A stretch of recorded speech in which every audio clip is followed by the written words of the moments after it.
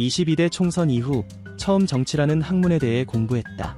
그 전까지 나에게 있어서는 밈 정도에 불과해서 문재양, 윤두창, 찌째명 같은 밈을 들으면 희죽희죽 웃기만 했다. 하지만 역사는 정말 좋아했고 경상도 국힘 표밭에서 살고 있기 때문에 국힘이 정의 라고는 딱히 그렇게 생각하지 않았고 민주당이 악랄한 존재라는 걸 인식하고 있었다.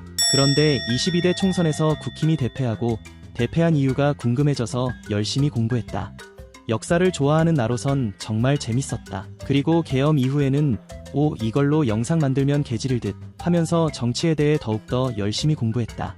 처음 정치를 공부할 때는 대한민국 사람이라면, 아니 국가라는 테두리 안에 사는 사람이라면 나의 이익과 당장 연결되는 정치는 무조건 배워야지 라는 책임감을 가지고 있었다. 그러나 계엄 이후 현재는 전혀 그렇게 생각하지 않는다. 현재 정치는 애미 사망했다. 보수와 진보, 흔히 좌파들은 한국은 우경화돼 있다고 말하고 우파들은 좌경화돼 있다고 말한다. 그냥 좌파와 우파로 나뉘어 있는 것 같다. 고딩인 난 사회생활도 안 해봐서 정확히 어떤 정책들이 있고 나에게 영향을 주는지 모른다. 그래서 내가 평가할 수는 없다. 그러나 좌파와 우파는 정책보단 외교에 있어서 더 극명히 나뉜다. 만약 우측에서 본다면 국힘은 애국 보수, 철저한 반공주의, 친미 친일 외교, 민주당은 간첩, 좌측에서 본다면 민주당은 진정한 보수, 북한은 협력 대상, 미국보단 자주국방, 중립외교, 국힘은 수국 꼴통, 친일 매국. 대충 내가 보기엔 양당이 서로를 이렇게 생각하는 것 같다. 그리고 어느 정도 동의하는 면이 있다. 대충 두 정당의 느낌은 이 정도까지만 말하고 여러분들이 가장 궁금해할 문제에 대해 말해보도록 하겠습니다. 이재명은 사상이 의심되는 사람들이랑 놀러 다니고 윤석열도 마찬가지다. 둘의 의견 중 간첩이랑 친일 매국이란 사실을 동의한다. 그러나 이걸 진짜로 얘네들이 북한 강점기랑 일제강점기를 노리고 놀러 다녔다고는 생각 안 한다. 그럼 왜 놀러 다니냐? 라고 하면 아무리 생각해봐도 모르겠다. 왜 서로 물어뜯길 구실을 제공하는지 전혀 이해가 안 간다. 모든 국민은 그 수준에 맞는 정부를 가진다. 특히나 이번 탄핵 찬성 집회를 보면 퀴어 축제인지 공산당 축제인지 제2의 용해인이나 안기령이 되려는 것인지 구분이 안 된다. 물론 똑같이 탄핵 반대 집회를 보면 사이비 사업인지 트럼프 방안인지 테러인지 구분이 안 간다. 인간성. 누가 더 젠틀하냐를 따지자면 솔직히 양비론을 꺼내 들 수밖에 없다. 양당 다 인간성에 있어서는 개판인데 서로 전과 비리, 말본세 하면서 싸우는 게 신기하다. 또한 지지자들이 정치인들을 왜 그렇게 물고 빠는지 이해가 어렵기도 하지만 그냥 신기하다. 지지자들의 인간성. 당연하겠지만 이것도 막상막하다. 서로를 비하하는 것을 보면 수준들이 상당하다. 물론 인간성에 있어서 덜 떨어진 사람은 우파다. 반대로 논리 쪽에서 덜 떨어진 사람은 좌파다. 그럼에도 불구하고 계엄에 있어서는 답이 있다고 생각한다. 전 영상에서 탄핵당하면 윤두창의 일장춘몽이라고 말했는데 결국 진짜로 일장춘몽이 되었으며 탄핵 확률 90%로 예측한 나로선 뭔가 맞췄다는 생각에 뿌듯했다. 탄핵이 안 되려면 부정선거를 밝혀내야 했는데 부정선거 음모론이 음모에서 유심 수준까지는 갔지만 결국 아무 소득도 없었다. 우파들은 좌파들에게 광우뻥 선동이라고 말했지만 이제 역으로 우파들은 뻥정선거라고 놀림당할 좋은 걸음을 좌파들에게 제공해줬다. 여전히 부정선거에 대해 의문이 남기는 하지만 지지층도 없으면서 결국 계엄으로 해결하려 했다는 것에 대해서 그냥 윤석열은 너무 무능하다고 생각하지만 감사가 어려운 선관위에 민주당이 잘하는 특별법 만들어서 확실히 터는 것도 궁금하긴 하다. 국힘도 딱히 부정선거에 강하게 안 나온다. 물론 정치인이라면 조심스럽게 나오는 게 정상인데 부정선거를 확신하는 극단적인 지지자들을 전혀 말릴 생각이 없어 보여서 부정선거가 있다고는 생각 안 한다. 물론 부정선거에 있어서는 민주당도 만만치 않지만 우선 현재 상황만 판단하자면 세금이랑 탄핵 남발, 이것도 그냥 민주당이 표 떨어질 짓을 한 것이지 계엄 사유에는 부적합했다. 그럼 모든 걸 다 무시하고 사실상 가장 큰 이유인 종북 반국가 세력을 일거에 척결, 민주당의 집권을 막아야 하기 위해 진짜 내가 볼 땐 이것만큼 감정적인 게 없다. 넓게 봐서 탄핵 전 우파들의 행보는 몰라도 탄핵당하고 윤석열 사형당하냐 마냐 소리 나오는데 윤어게인을 외치는 거 보면 이미 끝난 것을 가지고 말을 하니 결과론적이라고 볼 수도 있겠지만 내가 상당히 오른쪽으로 치우쳐져 있음에도 불구하고 전 영상에서도 계엄을 그냥 정치적 장난질로 봤다. 그리고 탄핵 선고 후에 상황을 판단해도 뭐가 문제인지도 모르겠다. 그럼에도 불구하고 윤석열이 탄핵돼서 대한민국 민주주의 만세해 같은 말을 한다면 아무리 그래도 한나라의 수장이 탄핵되었는데 부끄럽지 못할 망정 이건 좀.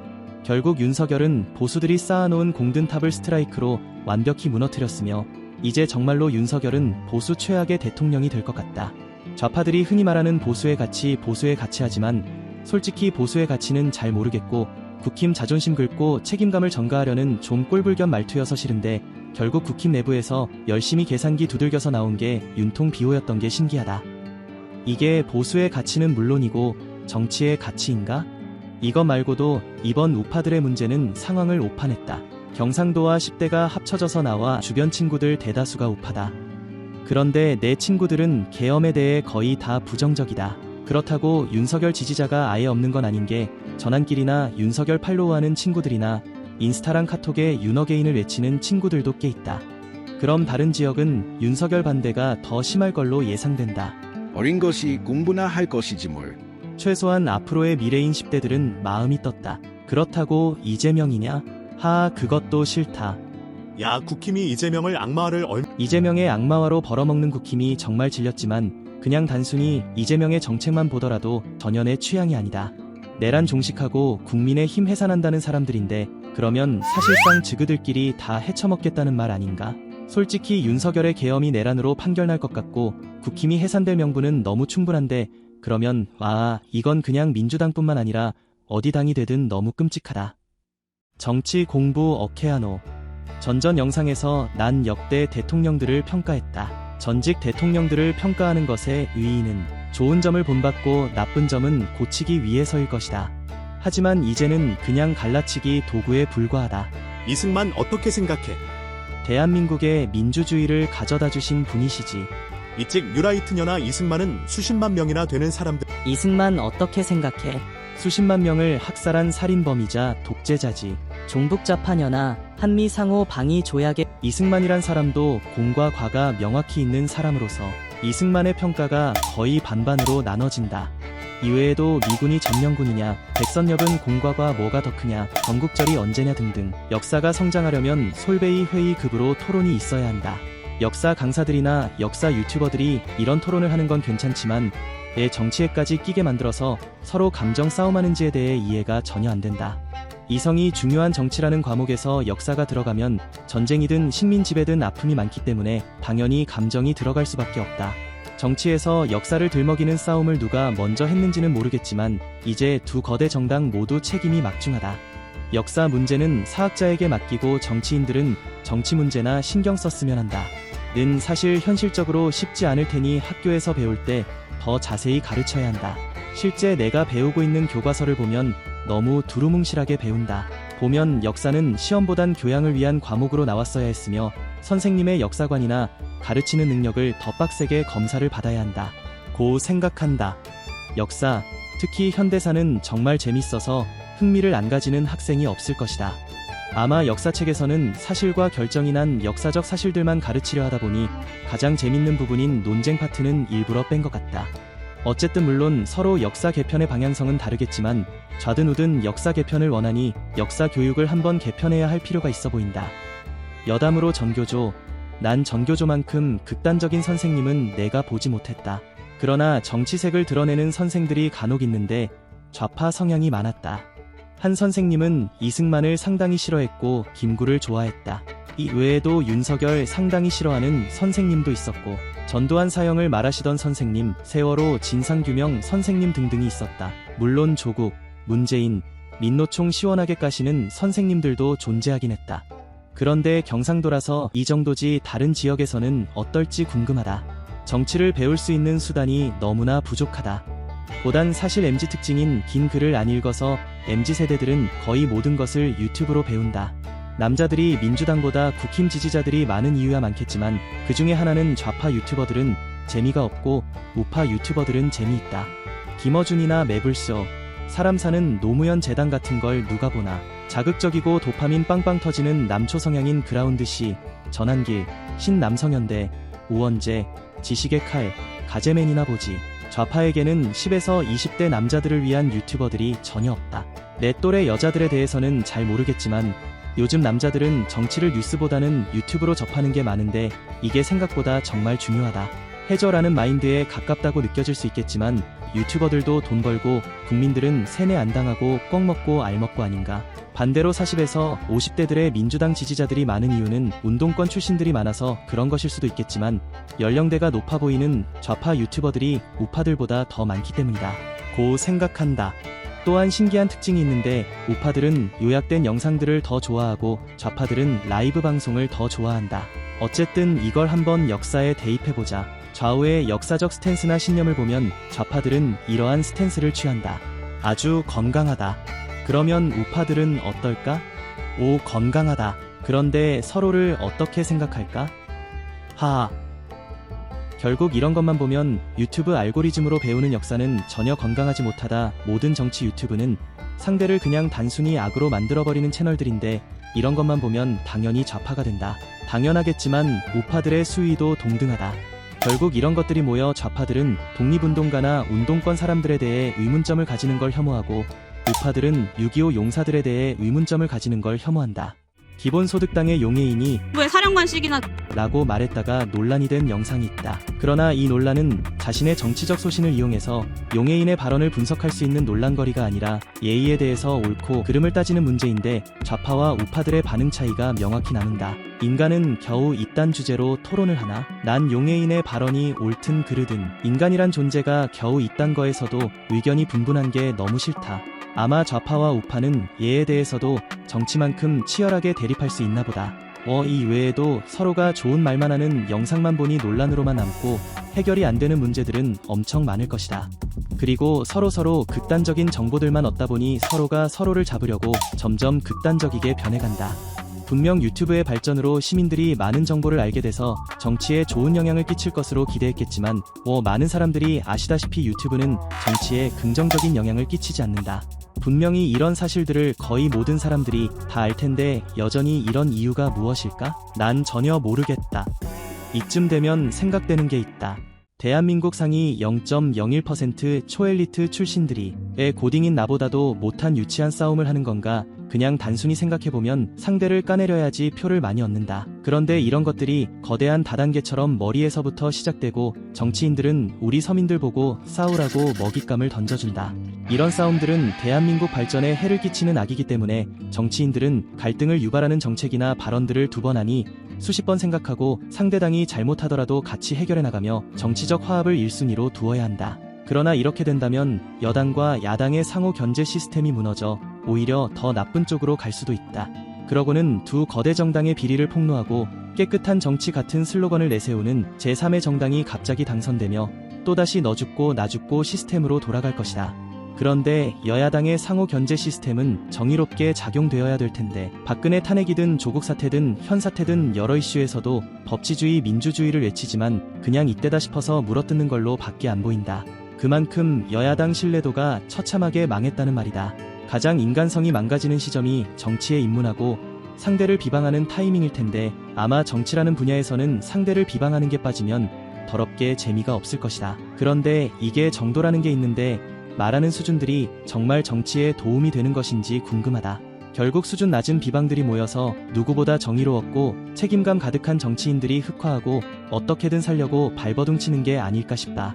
현재 정치인들이 각자의 자리에서 누구보다 찬란하고 정의로웠던 시절을 다시 생각하며 멋진 정치를 하면 좋겠다. 정치인들도 한낱 사람이고 소중한 가족이 있기 때문에 막중한 책임감과 해저를 모두 떠넘기기에는 한계가 있다. 결국 모든 사람이 반드시 똑똑해지거나 이것을 타개할 미친 영웅이 나와야 한다. 눈치채셨겠지만 이쯤 되면 소크라테스식 정치까지 생각하게 된다. 나쁘지는 않아 보이지만 민주주의가 없는 세상에서 살아본 적이 없는 사람으로서 소크라테스식 정치를 지지하는 것은 아니다. 그래서 생각해낸 게 투표권 자격증이다. 이 자격증은 만 19세 이상이면 누구나 딸 수 있으며 문제는 상당히 중립적으로 출제된다.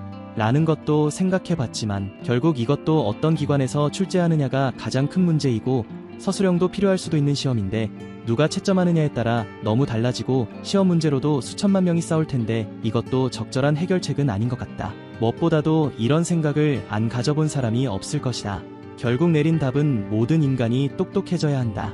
사실 이것도 바쁘다 바빠 현대사회에선 내 앞가림도 힘든데 정치에 대해 깊게 공부하기엔 시간이 너무 부족하고 똑똑이라는 의미도 상대적이고 자존감 높은 애들은 자기가 똑똑하다고 생각해서 얄팍한 지능으로 누군가에게 가르치려 들고 그 가르침을 받은 사람은 또 누군가를 그러면 또 누군가를 머리가 너무 아프다. 그냥 행복한 노동자가 되고 싶다. 정치적 화합과 극단화 해소를 위해 나름대로 여러 생각을 해봤지만 인류 역사상 가장 풍요를 누리는 시대에 살고 있는 지금의 인류 또한 모두가 똑똑해지지는 않았다. 아니, 불가능하다. 결국 내린 결론이 국제 정치에 대해서 조금 관심만 가지고 각자 재밌는 공부하면서 열심히 일하는 인생이 더 잘 사는 인생인 것 같다. 처음에는 정치 공부를 하면서 어른이 된다는 걸 느꼈는데 이제는 어른이 되는지도 모르겠고 지능이 상승되는지도 모르겠다. 당장 유튜브만 봐도 상대방 프로그램은 안 본다고 다 큰 어른들이 찡찡거리는데 굳이 왜 공부해야 하나 싶다. 야, 이 책임감 없는 놈아. 양비론에 심취한 중이 이럴 때만 합심이 잘 된다.